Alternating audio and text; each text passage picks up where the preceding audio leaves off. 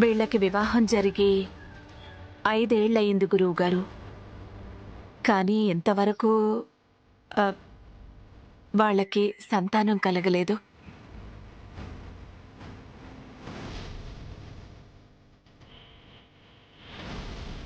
ఆ దేవుడి దయ వీళ్ళ మీద ఎప్పుడు పడుతుందో, ఎప్పుడు మళ్ళీ మనవ సంతానం మా ఇంట్లో తిరుగాడుతుందో అర్థం కావట్లేదు.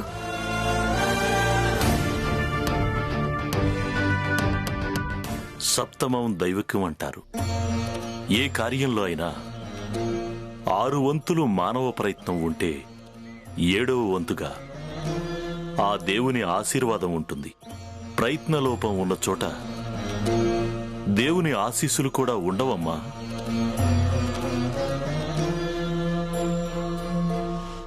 మనసా వాచా కర్మణ సంతానాన్ని కోరుకుంటూ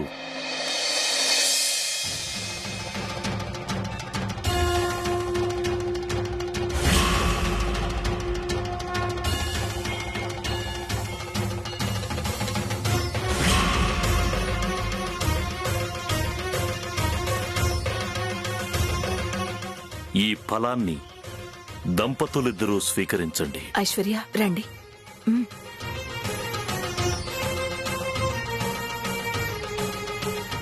సత్సంతానం కలుగుతుంది. కళ్ళకద్దుకోమ్మా.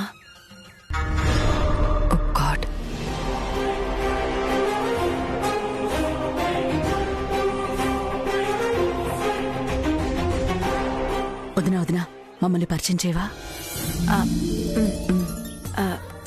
గురువుగారు, ఈమె మా వదిన, వాళ్ళ అమ్మాయి రూపారాణి. రండమ్మా. ఇష్టకామ్యార్థ ఫల సిద్ధిరస్తు.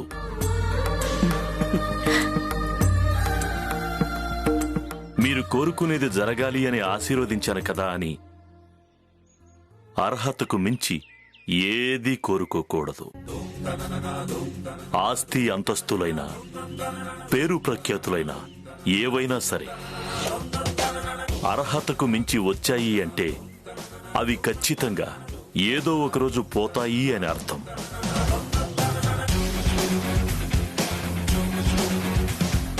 జీవితాంతం ఈ విషయాన్ని మర్చిపోవద్దు, సరేనా?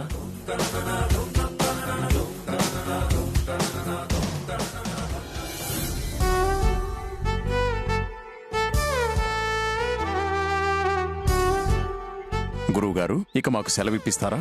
శుభం భూయాత్. వెళ్ళిరండి.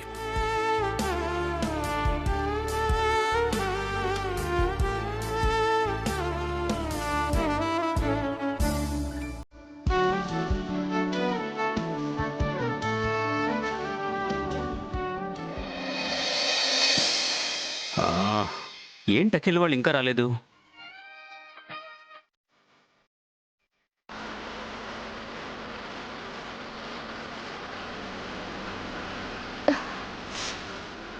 శ్యామ, వచ్చేటప్పుడు లగేజ్ నువ్వు మోసుకొచ్చావు కదా, ఇప్పుడు నాకివ్వు, నేను మోస్తాను. అయ్యో వద్దండి, పర్లేదు, నేనే మోస్తాను. అరే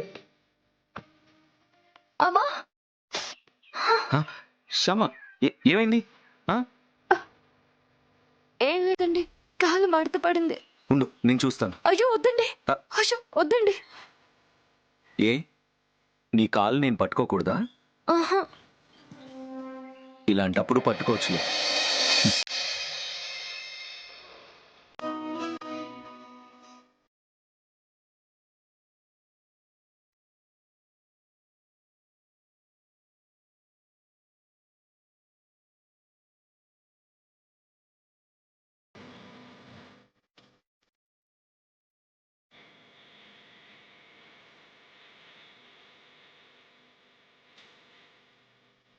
నీ చిత్రం చూసిన చిత్తం చెదిరినే చిత్తరువైతే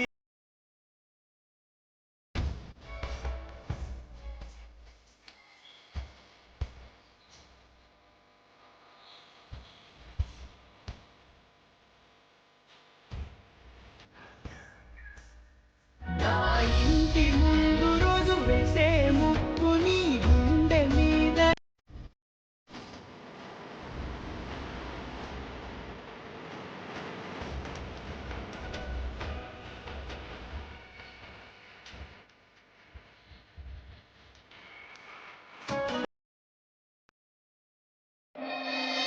ఇప్పుడు ఎలా ఉంది? పర్లేదండి, వెళ్దాం పదండి. శ్యామ, ఆ లగేజ్ సంగతి నువ్వు మర్చిపో. పర్లేదండి, నేను మోస్తాను. నిన్నే ఇంకొకళ్ళు మోయాల్సిన పరిస్థితిలో ఉన్నావు. నువ్వు లగేజ్ ఏం మోస్తావు?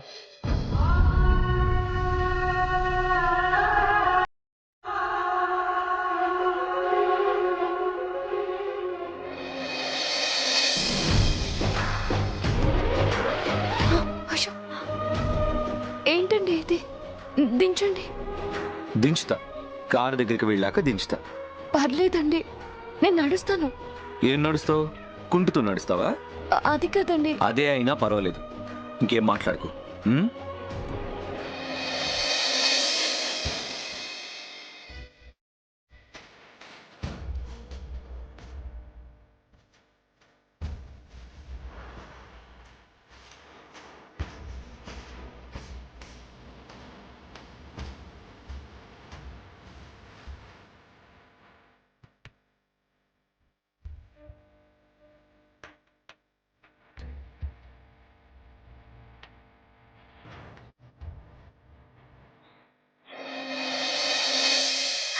ఏమండి, అటు చూడండి.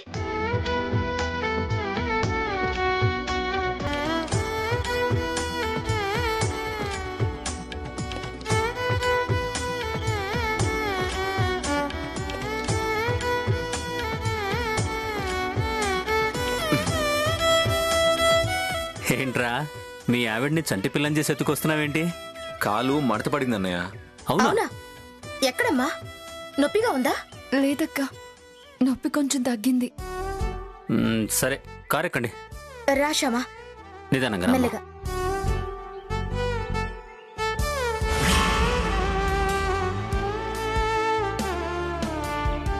రా.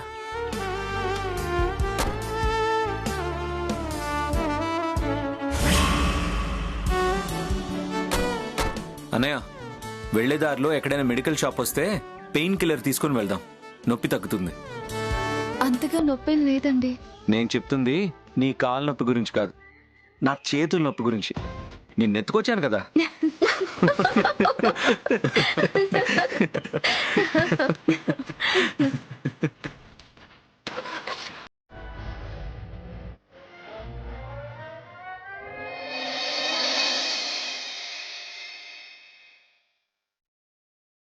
ఇవి అక్కడ పెట్టు.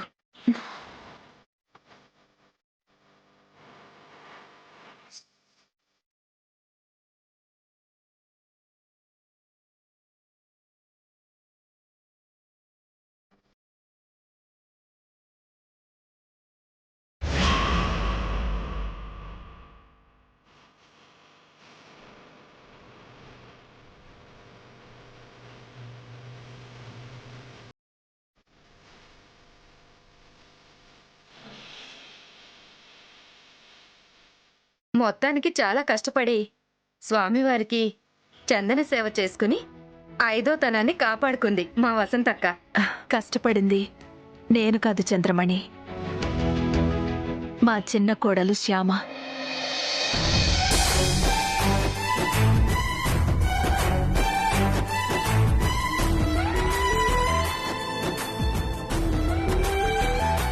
వంటి చేత్తో అంత పెద్ద గిన్నెడు చందనం తీసి చందన సేవ జరిగేలా చేసింది మా శ్యామ.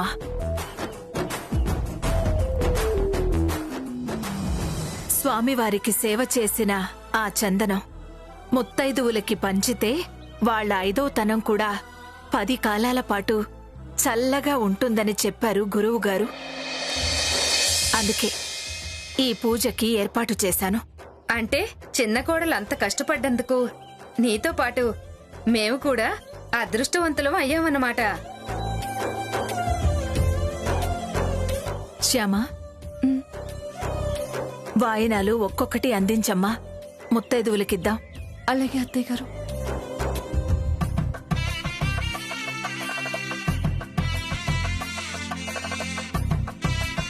మీ అమ్మకి శ్యామ మీద కోపం పూర్తిగా పోయిందిరా. కోపం పోవడమే కాదు డాడీ, కోడలి మీద ప్రేమ కూడా కలిగింది. మ్మ్.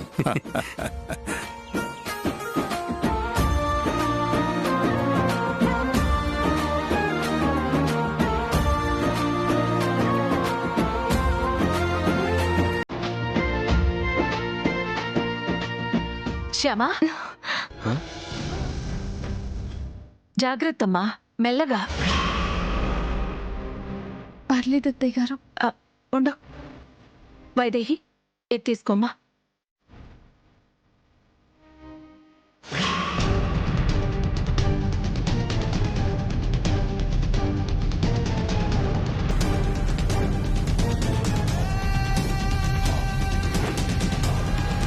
చిన్న కోడల మీద ప్రేమ చూపించేసరికి రెండో కోడలకి కోపం వచ్చినట్టుంది. అలిగి వెళ్ళిపోతోంది. అయితే వెళ్ళి మీ ఆవిడకి అలక తీర్చి తీసుకురారా. వెళ్ళు. తప్పుతుందా మరి?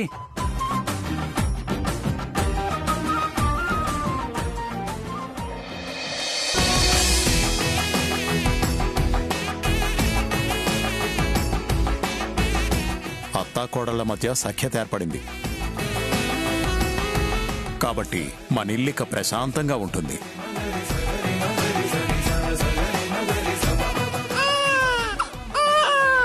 ఊరుకోమ్మా, ఊరుకో ఊరుకో. ఓ ఊరుకో. అత్తయ్య గారు, పాప ఒళ్ళు కాలిపోతుంది, బాగా జ్వరం వచ్చినట్టుంది. పద, త్వరగా హాస్పిటల్కి తీసుకెళ్దాం. వస్తాం వదినా. జాగ్రత్త. కావాలంటే బయట కారుంది. పర్వాలేదు వదినా, వెళ్ళొస్తామండి.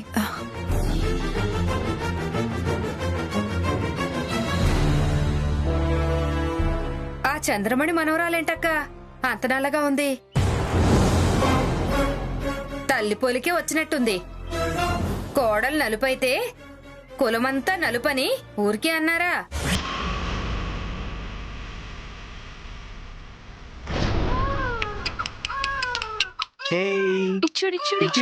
చూడు.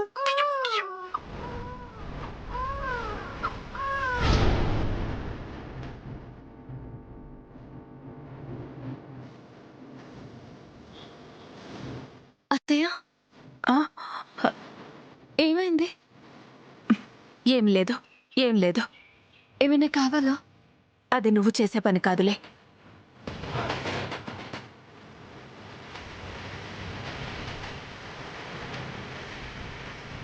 ఐశ్వర్య ఎక్కడా? తన గదికి వెళ్ళినట్టుంది అత్తయ్య గారు. వెళ్ళి ఐశ్వర్యను పిలుచుకురా, తను చేస్తుందా పని. అలాగే అత్తయ్య గారు.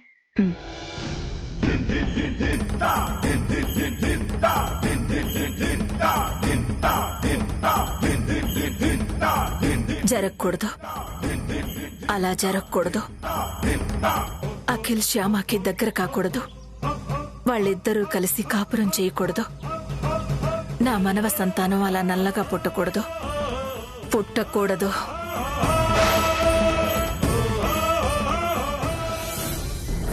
అవునా? నువ్వు ఫీల్ అవుతుంది శ్యామ గురించి కాదా? కాదు, మమ్మీ గురించా? అవును. మమ్మీ గురించి ఎందుకు ఫీల్ అవుతున్నావు? ఎందుకేంటి? పిల్లలు పిల్లలు అని నా బుర్ర తినేస్తున్నారు. ఆవిడ నా బుర్ర తినటం సరిపోనట్టు గురువు గారి చేత నాకు ఈ పండిప్పించి దీన్ని నన్ను తినమంటోంది.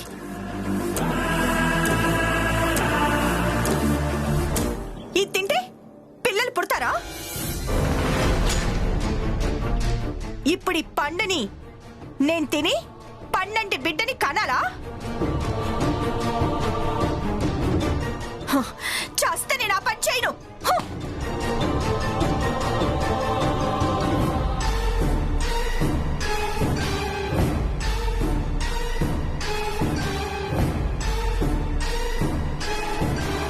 ఆవిడికి మనవ సంతానం కావాలనుకుంటే మీ అన్నయ్య గారి పిల్లలున్నారు కదా, ఇద్దరు, వాళ్ళు సరిపోరా? నేను కూడా కనాలా? నీకెన్నిసార్లు చెప్పాను నాకిప్పట్లో పిల్లల్ని కనే ఉద్దేశం లేదు అని?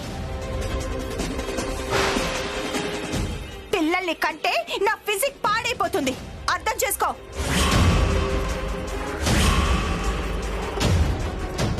నాకు పిల్లల చేత అమ్మ అని అనిపించుకోవడం కన్నా అందరి చేత అందగత్తెనని అనిపించుకోవటమే చాలా ఇష్టం.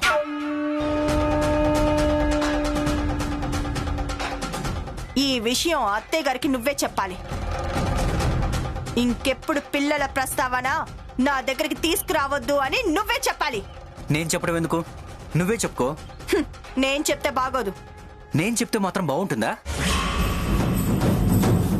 మనవ సంతానం కోసం ఎదురు చూస్తున్న ఓ మమ్మీ, పిల్లల్ని కంటే నా పెళ్ళం అందం తరిగిపోతుంది, అందుకనే ప్రస్తుతం తను పిల్లల్ని కనదరుచుకోలేదు. ఆవిడ గారికి అందం మీద మోజు తగ్గి అమ్మా అని అనిపించుకోవాలి అనే ఆలోచన వచ్చిన రోజు అప్పుడు పిల్లల్ని కంటుంది అని నేను చెప్తే బాగోదు కదా. అలా ఏం చెప్పక్కర్లేదు. ఇప్పట్లో నేను పిల్లలు వద్దనుకుంటున్నాను అని మీ మాటగా చెప్పాలి. అలా అమ్మ వాళ్ళకి అబద్ధం చెప్పడం నాకు ఇష్టం లేదు. అలా అని నిజం చెప్పి వాళ్ళని బాధ పెట్టడం కూడా ఇష్టం లేదు. అందం కోసం, అందరి చేత అందగతిని అనిపించుకోవటం కోసం మీ కోడలు అమ్మతనాన్ని దూరం చేసుకుంటుంది అని చెప్తే వాళ్ళు తట్టుకోలేరు. పెళ్ళాన్ని కంట్రోల్లో పెట్టుకోలేని అసమర్థపు కొడుకుని కన్నామే అని చెప్పి చాలా బాధపడతారు.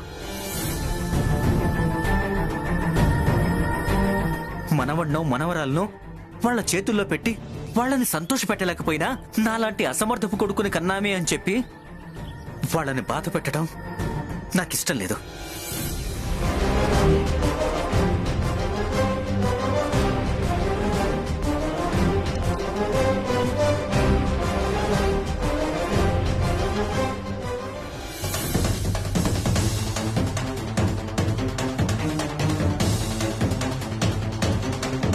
అంతా విన్నావా శ్యామా?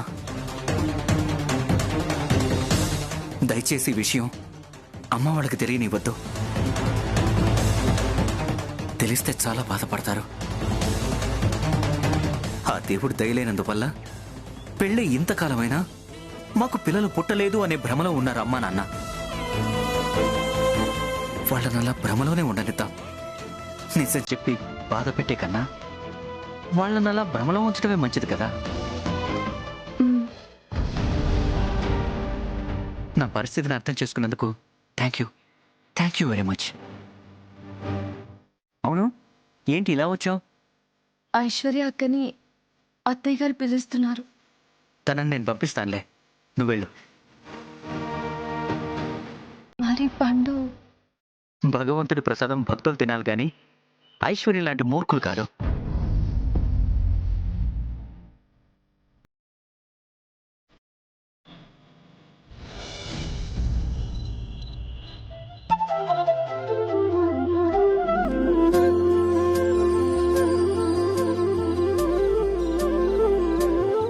కన్నయ్య, నువ్వు తలుచుకుంటే ఎవరి మనసైనా మార్చగలవు, ఏమైనా చేయగలవు. అత్తయ్య గారి మనసు మార్చావు. మాంగళ్యం విషయంలో అత్తయ్య గారి భయము పోగొట్టావు. అలాగే ఐశ్వర్య అక్క మనసు కూడా మార్చు. అలాగే పిల్లలు పుడితే అందం చెడిపోతుంది అనుకుంటున్నా తన భయాన్ని పోగొట్టు. ఎందుకు వాళ్ళకి పిల్లలు పుట్టలేదు అని అత్తయ్య గారు మామయ్య గారు చాలా బాధపడుతున్నారు. వాళ్ళకి ఆ బాధని పోగొట్టు. ఈ ఇంట్లో అందరూ అన్ని రకాలుగా సంతోషంగా ఉండేలాగా ఆశీర్వదించు కన్నయ్య.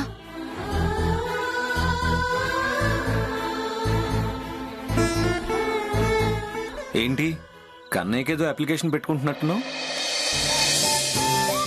మమ్మీ భయాన్ని పోగొట్టాడు కదా ఆ కన్నయ్య, ఇంకేం అడుగుతున్నావు?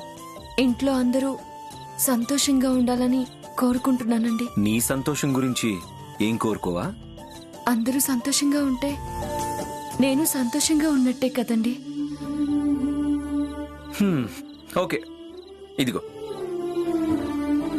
ఏంటండి ఇది? నీ కన్నయ్య కోసం నేను ఒక చిన్న కానుక తీసుకొచ్చాను. ఓపెన్ చేసి చూడు.